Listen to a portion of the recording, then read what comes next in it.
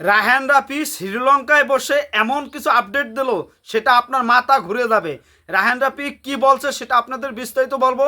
তার আগে আপনার টিজার কেমন লাগছে, কেমন ভালো লাগছে সেটা কমেন্টে জানান। আর এই বরবাদ ছবির পর আমরা তাণ্ডব নিয়ে এখন পুরো মেতে উঠছি। তার সাথে সাথে রায়হান রাফি যে কথাগুলো বলছে সেগুলো আপনাদের একটু পড়ে শোনাই। আর সবাই এটা শেয়ার করে দেন, সকল সাকিবিয়ানরা যে মেতে উঠুন রায়হান রাফির সাথে একমত হইলে তাহলে কমেন্টে জানাই দেন। রায়হান রাফি ভাই লেখছে যে ফোকাস নিয়ে শহরে তাণ্ডব শুরু হয়ে গেছে দেখছি।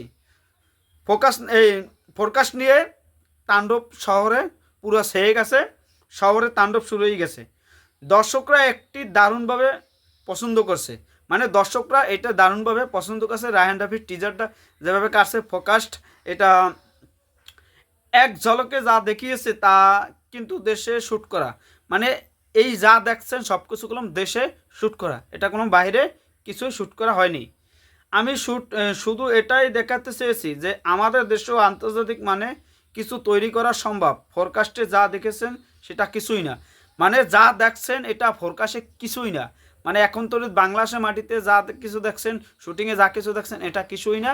মানে এটা হচ্ছে জাস্ট টিজারই হয়েছে, টিজারও হয়েছে, ছবির কিছুই হয় না, টিজার। তারপর লাগছে আমি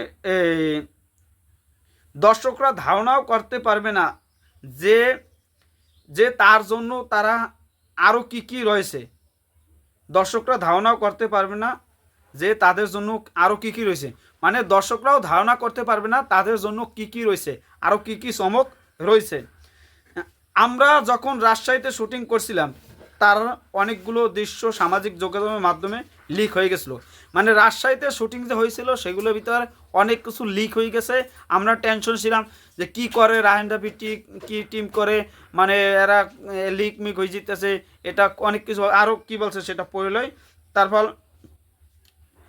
লিক হয়েছিল। দর্শকরা ভাবছিল আমরা কেন এই বিষয়ে সচেতন না, দর্শকরা ভেবেছিল যে এই বিষয়ে কেন রায়হান রাফি সচেতন না। সত্যিই তো আমরা সচেতন ছিলাম, কথা বলছিলাম সচেতন তারা না। এছাড়াও এটা ভাবছিলেন যে এটা হয়তো প্রেমের সিনেমা।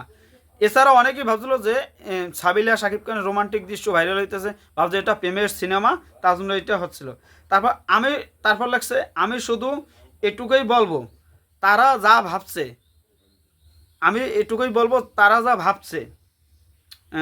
ভাবছে সেরকম কিছুই হবে না। যেহেতু অনেক লোকেই ফার্স্ট হয়েছে, কিন্তু আমি চুপ, তার মানে এখনও তার চেয়ে বড় কিছু আছে। মানে আপনারা যা ভাবতে আছেন এটা কিছুই না, তাহলে রায়হান রাফি যেহেতু চুপ রয়েছে তাহলে বোঝেন এটা কিছুই না। যা আসতে যাচ্ছে, আগামীতে যা আসবে সেটা সব লন্ডভন্ড তছনছ করে দেবে। আপনারা অ্যালার্ট থাকেন, রায়হান রাফি ভাই যেটা আমাদের বুঝাইতে চাইলো। তার মানে আমি এখনও কিছু তার চেয়ে বড় বড় চমক থাকছে। তারপর বলছে তাণ্ডবে এমন কিছু দেখবেন যা আগে কখনই দেখেনি, দর্শক চমকে যাবেন। মানে তাণ্ডবে এখন তো যা দেখছেন এটা কিছুই না, আর যা দেখবেন এমন কিছু দেখবেন এটা বাংলা চলচ্চিত্রে এটা ঘটে না, আর চমকে যাবেন। আশা করি ব্লাস্ট হবে। এই যে রায়হান রাফি যে কথাগুলো বলছে এটার সাথে আপনারা কতটা একমত? আর আমাদের এই যে পরিচালক ভাই যা বলছে রায়হান রাফিতে বলছেই, আর আমাদের দীপন ভাই যে কথাগুলো বলছে, যে মানে ওনার কথাটা প্রত্যেক কথা আমাদের ভালো লাগছে। শাকিব খান তার কেরিয়ার সবচেয়ে সেরা সময় পার করছে। প্রিয়তমা, রাজকুমার, তুফান, বরবাদ, তাণ্ডব, এই শাকিব খানের কথাই আমি বলে আসছি বারবার।